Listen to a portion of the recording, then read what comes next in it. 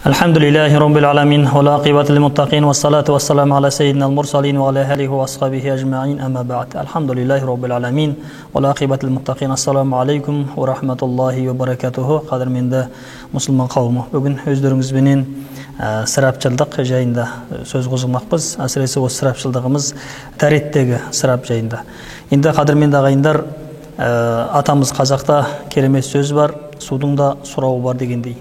Бүгін өздеріңізбен осы дәрет алу барысындағы судың сырап жайында сөйлеспекшіміз. Сырап қорлық болатын болса, бұл Алла тағала жек көретін жаман бір амалдың түріне жатады. Сондай-ақ сырап қорлық болатын болса, сырап қорлық жасау, сырапшылдықпен айналысу болатын болса, ол қасиетті Алла Субханаху ва тағала Құранда айтқандай, шайтанның аға бауырларынан болуымызға себепкер болады. Және дана халқымыз айтқандай, сырап қорлық болатын болса, кедейдің артын ашады деп біздің кедейлікке барып қалуымызға, немесе мал дүниеміздің берекетін алынып қалуына себепкер болады. Ал енді қадірменді ағайындар, Алла Субханаху ва тағала қасиетті Құранда осы сырап қорлық жайында «Вәлә тусрифу иннаху ла юхиббул мусрифин» дейді. Ешқашанда исрап жасамаңдар, Алла тағала шын мәнінде исрап қылушыларды жақсы көрмейді дейді. Демек, қадірменді ағайын, тағамда да, суда да, әрбір киімде де, ішіп жеуімізде де, тіпті Алла жолында берген садақаларымызда да ешқашан исрапшылдық жасамауды айтып жатыр Алла тағала. Енді біз осы дәрет алу барысындағы судың исрапқорлығы жайында сөйлемекшіміз. Қадірменді ағайындар, біз жаңағы кейбір бауырларымыз мешітке келіп дәрет алып жатқан кезде суды мейлінше ағызып қойып, сол жерден дәрет алып жатады.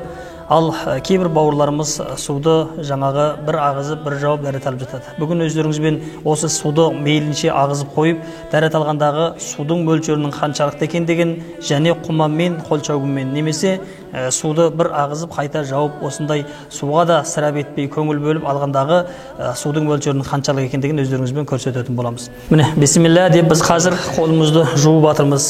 Біз пайғамбар саллаллаху алейхи уассаламның сүннеті бойынша құманмен бір қолымызға құманды алып, екінші қолымызға су құю арқылы дәрет алатын болсақ, біздің мөлшерменен жаңағы істетілген суды мейлінше ағызып қойып, алған суымыздың мөлшерінен 1/3 ғана су кетуі мүмкін. Міне осы барыста біз әрбірін 3-3-тен алып жуған кезіміздегі қолымызға алған судың мөлшерімен мынау мейлінше ағып атқан судың мөлшерін салыстыратын болсақ, бізге қазіргі мынау пайғамбарымыздың сүннеті бойынша, ата-бабамыздың дәстүрі бойынша алған қол шәугіммен алған суымыздың мөлшері өздеріңіз көріп отырғандай судың мөлшерінде ғана ақты. Ал жаңағы мейлінше ағызып қойып атқан суымыздың мөлшері міне өздеріңіз көргендей осы судың мөлшеріндей, қазіргі істеткен дәрет алғандағы суымыздың 3/4 есесіндей су артық ағып кетті.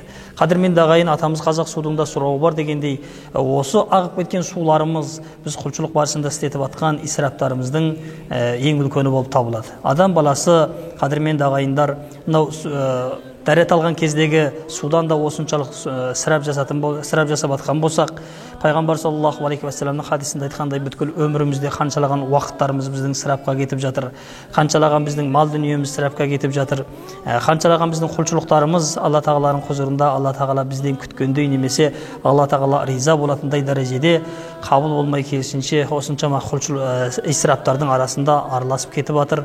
Осыған да мән берсек екен дейміз. Алла тағала баршаларыңызды исрапқорлықтан сақтанып, иншалла тақуалықпен өмір сүретін, барға қанағат қылатын құлдарының қатарынан, әсіресе Алланың берген неғметтеріне аса көңіл бөліп, оны Алла тағаланың жолында Алла тағала риза болатындай халде істеуге нәсіп етсін. Уал ахир дағуатина Аллахумма тақаббал минна иннека анта самиъуд дуға. Ассаламу алейкум ва рахматуллахи ва баракатух.